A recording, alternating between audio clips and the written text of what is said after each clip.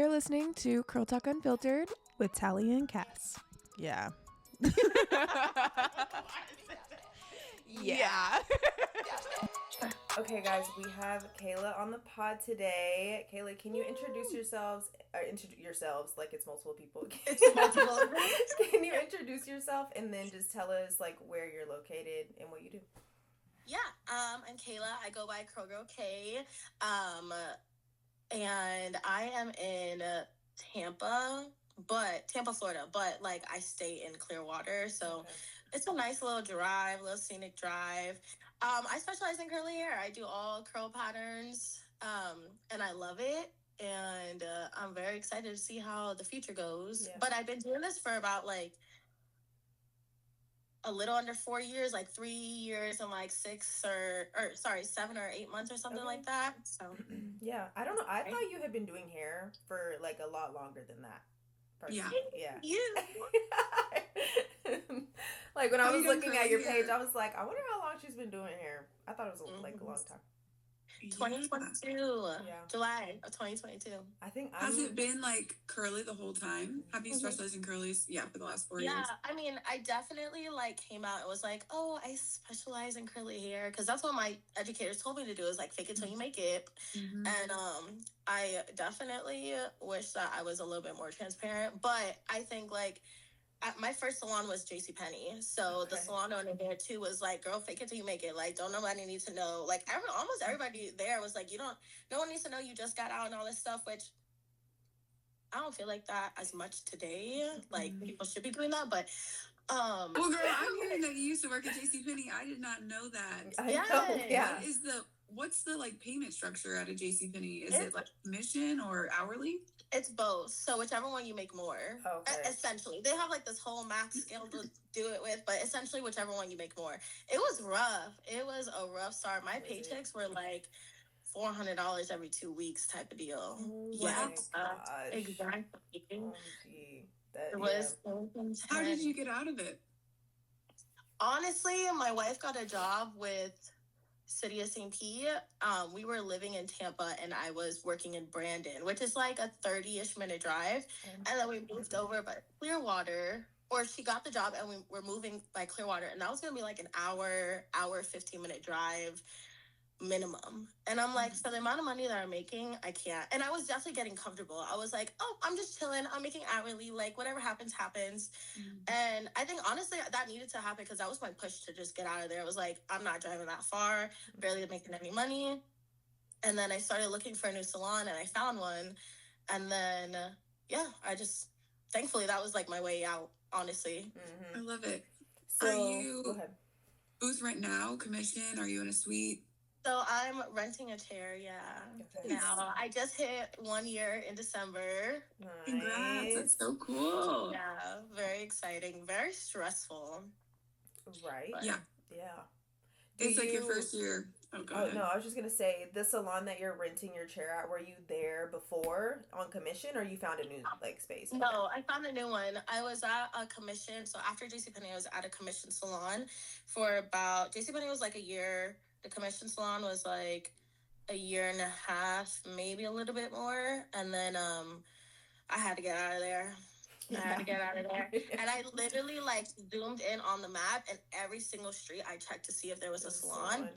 Literally, I put it all down on my list. I did my criteria. I wanted to make sure they had a working phone number, a working website, something on social media. And and then I found a salon, and what I loved about it, at that time I was looking for like some sort of like mentorship or like help, or like I was so scared of going out on my own. And she literally sat down with me for 2 hours at like our interview and worked with me to see if I made enough money to be able to rent, not even knowing if I was going to rent with her. Which is smart, because then you're not like getting into a situation you can't handle just because you're feeling ambitious, you know.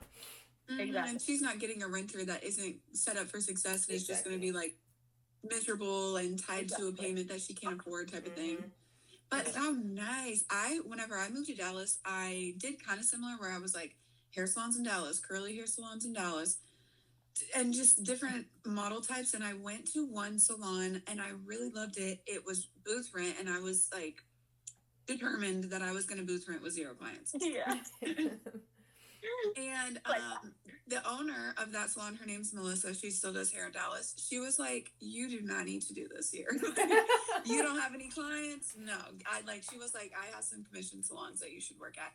And then I still didn't work at a commission salon, but I worked at a salon that you could either pay daily. You weren't like signed on to pay this much a week. Wow. You could pay like a daily rental, or you could do commission if you went in and like, you got 60/40, so you kept 60 and you paid her 40 up until you hit the daily rental mark, and then you didn't have to like pay more. Then eventually you could pay like a weekly, whatever, but you weren't contracted in. So that helped me not go in the hole as far as like. That's really good, actually. Yeah. I'm so happy that she was like, "No, you're not doing this." Because you'll get signed into a contract, because a lot of people don't care. They just like, "Oh, you'll pay me $300 a week? Come on." For a year? Yeah, they're like, "Yeah, fine, sign her on." That's crazy. Yeah, no, mine is like weekly. Like, you just kind of let her know. I don't think we signed any contract or anything, but it's technically like a weekly rental. Okay. Mm-hmm. How did you? And what if you were going to take like a vacation? If you were going to take a vacation, do you have to pay that week or no? So she offers 2 weeks on like free, I guess. And then she's really nice. Like, I will say she has a good heart to her. Like, if like something happens, she'll, like, our AC broke, right? And for like a few days we couldn't work. So she like didn't have us pay rent for that week. So, rightfully but so. yeah, she'll keep it 2 weeks. Exactly. Yeah. So, but a lot of people would be like, "Sorry, girl, that's just part of it." That's just it. Like, I'm not the one who broke the AC, so you still have to pay. Yeah. She's like, "I shouldn't be punished. I'm paying for the AC." Exactly. So she's nice. She's really nice. She's got that heart. My first year at my suite, she gave me 2 weeks free. Like, she was like, "You can use them whenever." One, so I went out of town and I used both those weeks, like, to not pay rent. I was like, I'm not even gonna be here, girl. I'm not paying. Yeah. You get a free week. You get a free week after you work there for a year. Then like you build up a free week. Okay. I love that. It's cool too. Yeah. Something. I mean, at least they're getting the opportunity. Yeah. Yeah. Exactly. When I first started at this place, I was supposed to start January 1st. I gave my 2 weeks on December 18th, and she let me go on the 20th. And I was waiting for a client, my last client of the day. She ended up moving it. And then the client messaged me and was like, "Oh my gosh, like, they moved my appointment." She only spoke Spanish too. So she was like, "Oh my gosh, like, they moved my appointment, all this stuff. Like, I really want to get my hair done because Christmas was coming up, or something was coming up. Christmas was coming up, and she botched her hair. Like, she cut her own hair. And she's like, "Oh my God, like, I really want my appointment today, And I'm like, "Listen, this is what happened. Like, she let me go early. But my other salon, I called her and I was like, "Listen, like, this is happening, I have a client coming all the way from Clearwater, which is like a 35-minute drive."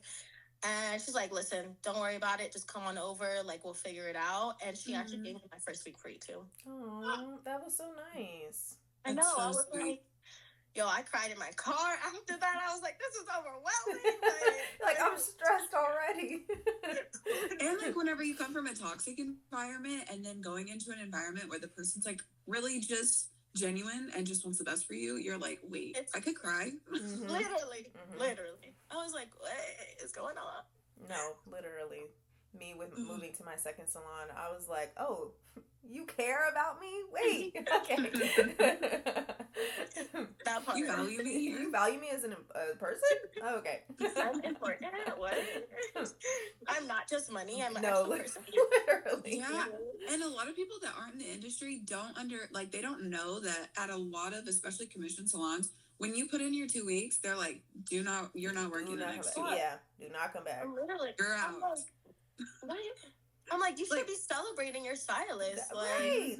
If you actually cared. Yep. Yeah, they're like, you're not taking these clients with you. I'm not giving you a second to tell anybody where you're going.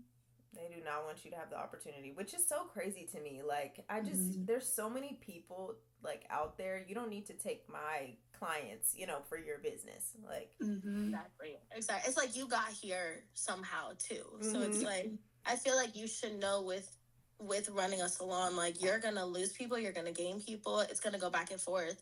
And especially with people leaving, like, if they leave a lot, like your stylist, I feel like you should kind of know. Let's look at yourself. Why are all these stylists leaving my salon? Like, there's not and why no did reason. And it's like, you're JCPenney, like, you have a flow. People know who you are. If I take 25 of the clients that came because it was JCPenney, but they stayed because they loved me, like, I mean, they're not gonna be butthurt. They're corporate too. Like, exactly. Like, you're corporate. Just let me have them. I'm a Right. whatever you said earlier. I'm a tadpole. Like, girl. Literally, like y'all have bangs. You will be fine. Yes. You will be fine. Oh my How gosh. was it? I have been wanting to ask you, education wise, like, you've taken so much curly hair education, and you're a fairly new stylist, like, in the grand scheme of things. Yes. And especially like working corporate, like, did you pay out of pocket for your education, and also tell the people like what you've done and what you've accomplished as far as like certifications and stuff? So we'll start with the certification. So my first one was Diva Curl. And then I will say, like, before I, like, in beauty school and at the beginning of like my career, like within that first year, I did a lot of like following people, watching what they work. So I feel like the basis of what I know and what I do is based off of kind of all of that that I learned. I would just scroll through people and be like, oh, okay, this is what this means. Okay, perfect. Like, like I educated myself a lot based off of that and like my own research. But I've done the Diva Curl. I've done Rezo. I did level 1 and then I just did level 2. I did InnerSense, partnered up with Curlology. Have y'all heard of Curlology? So I did a class with them, and I feel like there's another one that I'm missing, but it might come up. Later. Yeah, and in Diva Curl, are you just level 1, or is there 2 levels there too? So I'm like fully certified with them, but I did it like where COVID was weird, I guess, because I did the whole thing. Like, I went in person and did the class. I did the virtual part, like all this stuff.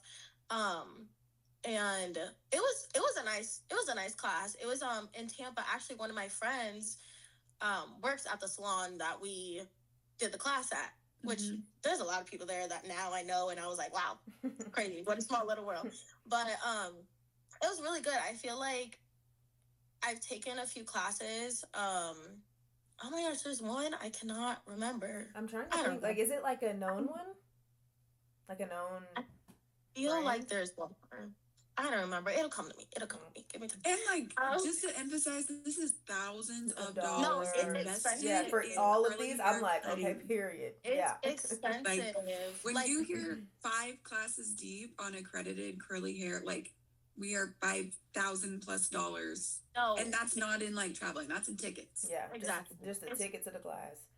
It is expensive. With JCPenney, I did like classes through them. Like, they were supposed to have an educator come like once or twice a month, but it was like iffy sometimes. But that was more like, let's learn keratins, let's learn men's cuts. Okay. Not necessarily curly focused stuff. Exactly. So I did my Diva Curl myself, but I was talking to somebody, and apparently they had a Pintura class too that was like your second level. I never did that, but I still have the full certification. So I don't know. Yeah.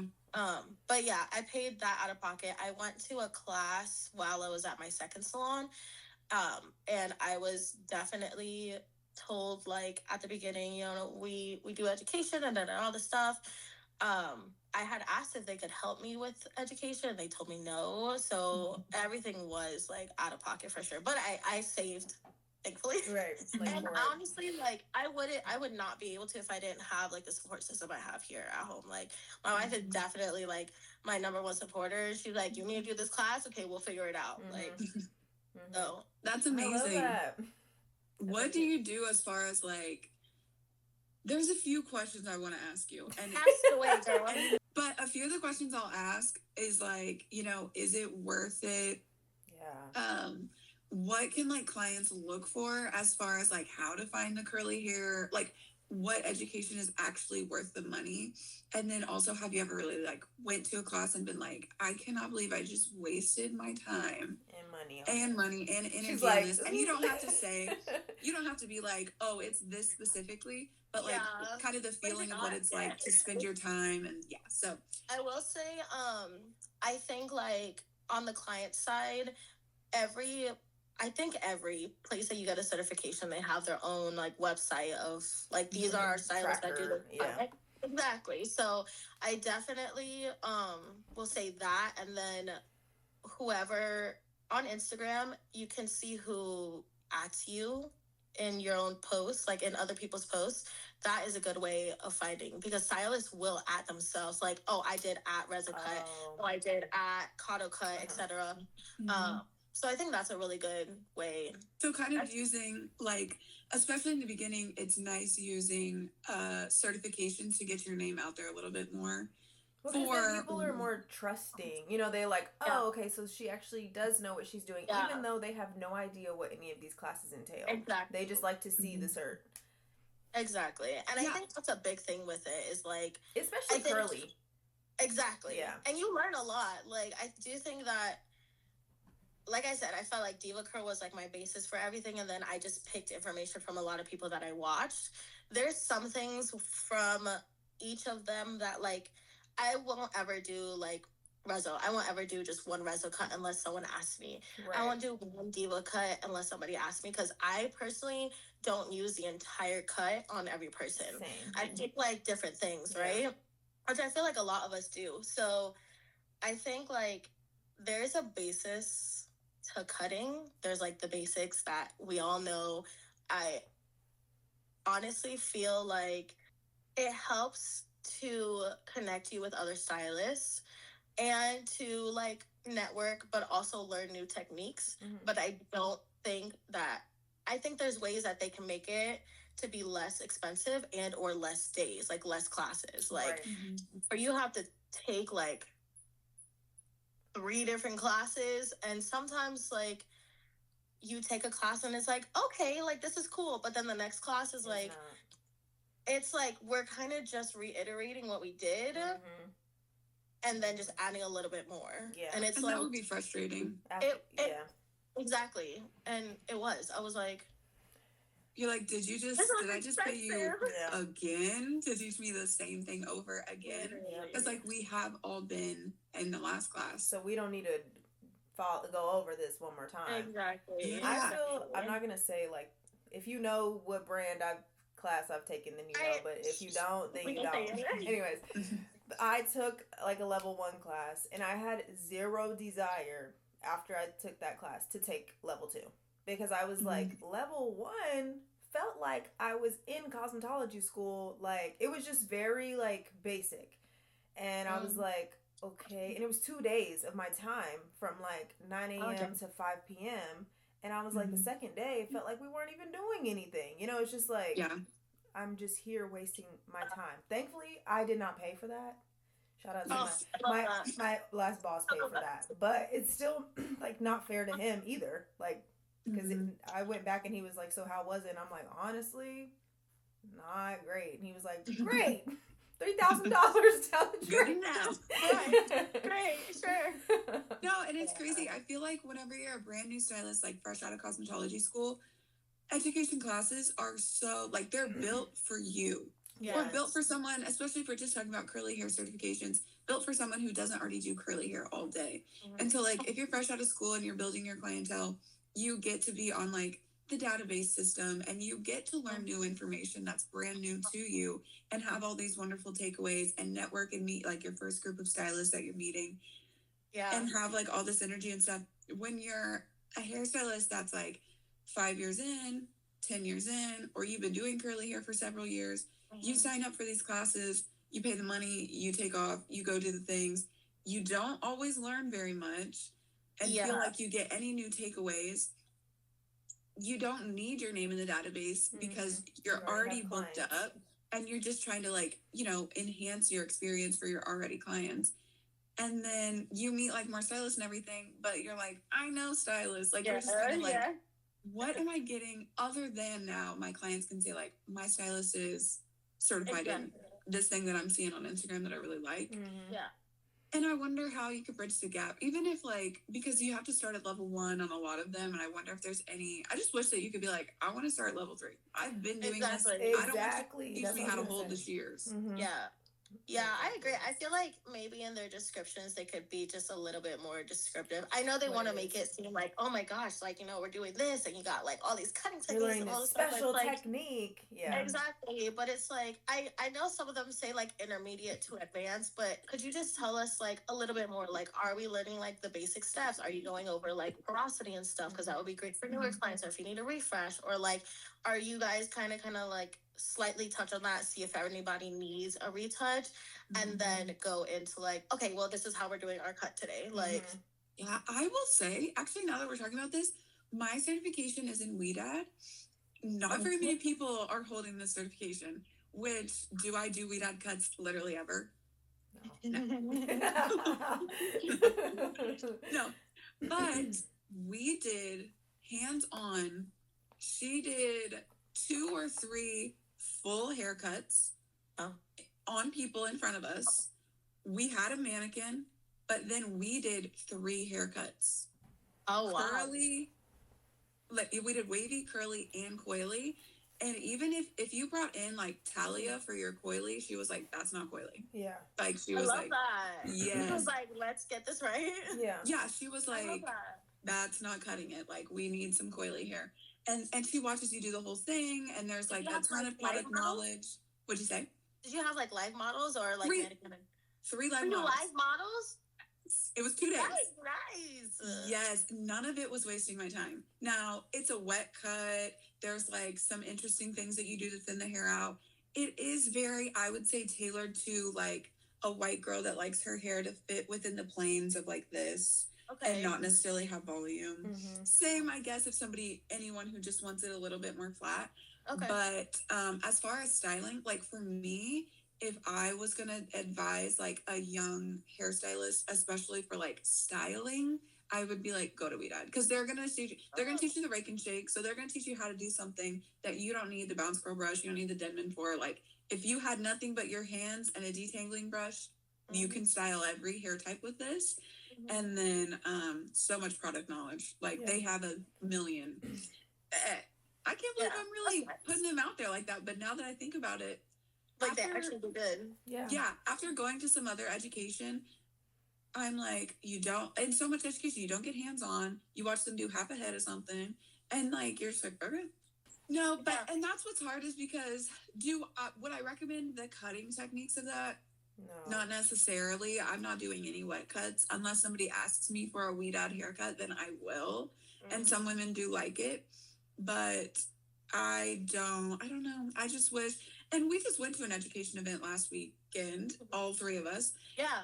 And it was amazing. It was so much fun, and it was great to be around people. And there was 4 different women, and they taught on 4 different things. Mm-hmm. And like, it was a wide spectrum. I loved that. Yes. But a lot of times, like, if you're just getting a certification for something that you see online, sometimes it can feel like, what is the benefit other than to say, like, I'm trained by this person? Mm-hmm. But none of us do it, like, what we're trained in, because it doesn't work 100% of the time. Yeah, and even when people, like, ask me, like, oh, you're certified in this cut, and I'm like, yes, and they're like, okay, they show me a picture of, like, let's say a round cut with bangs.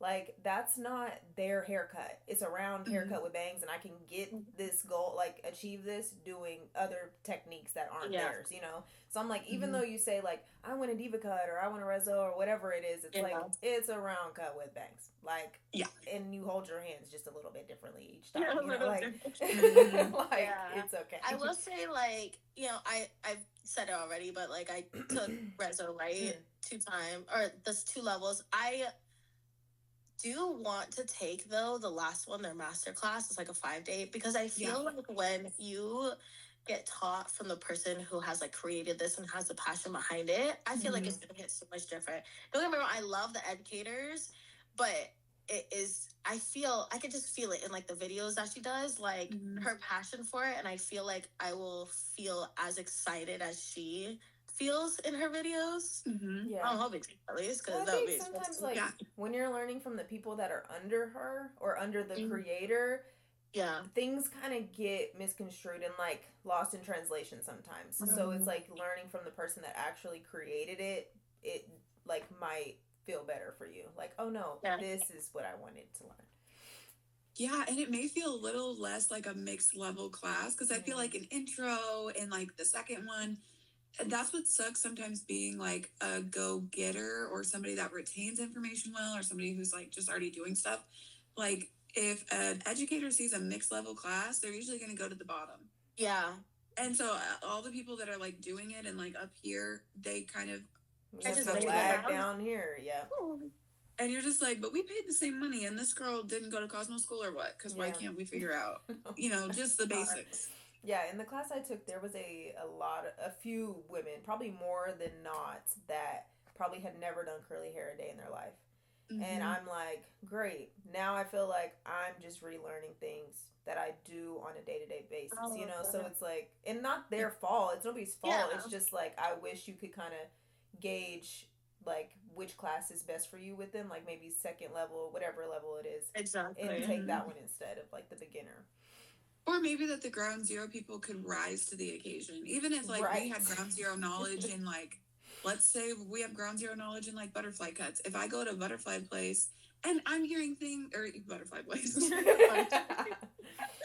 If I go to that class and I'm hearing things and I'm like, I don't necessarily know what concave layers are or something, I can see their finger placement and go, that must be it. Like, it doesn't have to be, brought all the way down for me. I can catch up to these people. And if I can't, I need to work. Yeah. Yeah, exactly. And I feel like that goes back to, like, just being a little bit more descriptive. Like, just tell us, like, is this best for stylists? Is this best for advanced stylists? Like, you already know positions and angles and stuff. We're just going to show you our technique of it. So, I don't know. I feel like it's, like, give and take, honestly. Like, some of them I think are worth it and some aren't. Yeah. I did actually go to Dallas, I think. Dallas or Austin, I can't remember which one, to take a class, and the educator actually didn't show up. Yeah. And you paid, like you flew? I flew. Now, the ticket for the class was really cheap. Okay. Like real cheap. Give us the number. $25. Damn. Like cheap, exactly. And it was, like, when I got there, it was just me and, like, two other girls, and it was like a salon suite, but it was 2 rooms that they broke down the wall, and it's a whole big thing. And I think there was just some miscommunication because they also had something else going on at the same time. And I messaged the brand, and that was like, hey, they told us what to say and everything. And I will say they did send an educator out to me, but that's flight, hotel, food, a whole weekend of like not having work. Yeah. So I don't know. I feel like I don't think that's gonna happen every time. It was a really small class, but still, you paid money for it, so it's you expect somebody to show up and teach it. Yeah. We definitely were like, okay, well, I guess we'll get a mini vacation. Yeah. My company, and we're to Austin or Dallas. One of them from Florida. Exactly. What I'm missing in education now, being 9 years into the industry, is I miss product knowledge. Oh, I love that. Damn. I literally thought of Kevin Hart. I'm almost 50 years old. I didn't mean it like that. No, literally. It's crazy. Now that it's 2026, I'm like, oh, I went to Cosmo School in 2017. Like, that feels crazy. So I'm counting my, like, Cosmo School experience in that. But in education, like 9 years in education, I'm like, I miss product knowledge. I remember my first commission salon. We would have educators all the time. Wow. Which was cool in the beginning. I will say now, like, when somebody asks me to do education and I don't want to do it, I'm like, I'm not going. Like, I'm seriously over it. But because you get let down. You go to stuff and you're like, I just wasted, and this is my day off, and I have to go to work tomorrow or whatever. But I miss product knowledge. I remember vividly a Kevin Murphy person coming in and teaching us about the products and about the mission statements and what they do for the environment and stuff like that. And now I feel like it's really emphasized that we go learn how to cut the same haircut 12 different ways. Yeah. When I'm like, teach me about your products. Why should I invest my money and tell people to buy your products? Because I think that's the biggest thing that clients struggle with at home. And I think it's the biggest thing, like, if somebody knows nothing about curly hair, I want to send you to a product knowledge class before I want to send you to, like, how to cut a round shape with round layers and bangs. Yeah. Because you can do a good cut, but if the styling is trash, it doesn't matter. Exactly. And I think that's why I loved, like, Elaine at the blend so much. Yo, when she was going in on, like, the humectants and the products and this and that, I was like, this is exactly what I feel like we need to have, like, a good basis of, like, how to shampoo, condition properly, what products to recommend, our weather, like, everything that she was talking about in order for our cuts to come out good. Because that's only a portion of it. Everything else is going to be at-home maintenance and, like, what we're doing in the salon, too, like, taking care of their hair. I literally had a client yesterday who lives here, but her family's from Virginia. So, and she's a teenager, and they go to Virginia all the time. And she was saying that when they go to Virginia, her hair reacts differently, and she's using the same exact products. And I'm like, check the dew point. Because I'm like, because then we might need to reevaluate what you're putting first, or even just what products you're using in general. And I was sitting there like, see, I need people to break more stuff like that down to me. Because I would have just been like, I don't know, is the water different? Or like, I don't know. Like, I always ask people too, I'm like, does your hair like humidity or does it like a dry climate better? Like, I thrive in Cancun. Like, me too, by the beach. Like, turn my humidity up. But I'm like, it's literally just like how my products are reacting with the humidity and stuff too. It's not necessarily my hair. Yeah. And we're just in a better mood anyway, so. Like, exactly. I'm like, I actually don't care if my hair looks crazy on the beach. I'm at the beach. I don't care. Kind of to close out, like, give the listeners any advice that you have, whether it's like for new stylists or stylists in general right now, like what advice you would give them. Honestly, if you have the money, take a class, but try to find people who have taken the class and message them. Don't feel anxious. Just message them and ask them what their experience was. And honestly, I had somebody message me not too long ago. She was like, listen, like, classes are really expensive. I'm trying to save up for one. What's your advice? Like, you've taken this and this, like, da-da-da. And I was like, listen, like, if you can afford it, take it. If you can save up for it, take it. But since we're growing so much now of like the amount of stylists that we have, find somebody in your area, message them, see if they can shadow, if you can do one with them. Like, they might not advertise for it, but they're probably gonna do it. I did one in Orlando. I shadowed one of the stylists like a few months ago, and you learn a lot, and sometimes they're like, listen, like, they go in depth, like, I'm doing this, I'm doing that, like, because of this and because of that. Sometimes you get a more personalized experience with that too, versus like more one-on-one instead of group setting. Exactly. Which I think, like, me personally, I learn better like that, so I bet a lot of people are the same. Same. Yeah. Same. Oh, I love that. Thank you so much for telling us all of the education secrets and all of your experiences and stuff. Thanks for having me. Tell the people, like, where to find you on TikTok or Instagram.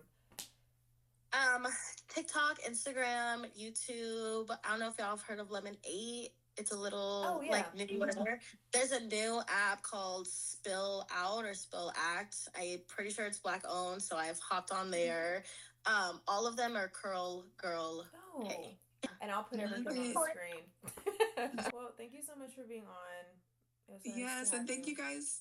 Thanks for listening, guys. Yes. We will see you. Why do we sound sad? Yeah, guys. Bye.